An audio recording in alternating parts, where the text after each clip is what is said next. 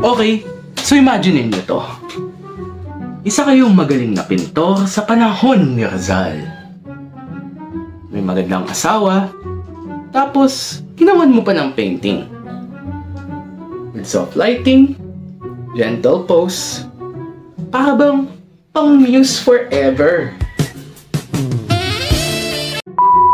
Tapos, isang taon lang lumipas binaril mo na sa pinto. Yan si Juan Luna. National artist, pero walking red flag. Ito yung portrait pala ni Paz. Ganda sana calm, romantic, aesthetic. Pero pag alam mo yung kwento, ang crime scene evidence disguised as an art. So ano bang nangyari? Juan Luna, successful painter sa Paris, nagkakilala kay Paz. Pero talo sa selos. Nag-init ang ulo. Tapos, biglaan may sumigaw. Tapos ang forever.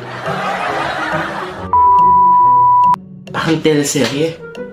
Yun nga lang, kulang sa season 2. Pagkatapos nun, nag-iba ang mga meaning ng obra niya.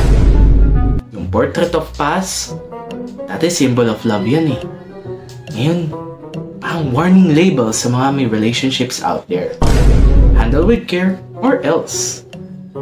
So sa mga may love life dyan, ang lesson dito, mag-ingat sa kung paano mo mamahilin.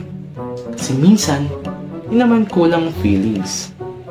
Mali lang ang paraan. Stay curious.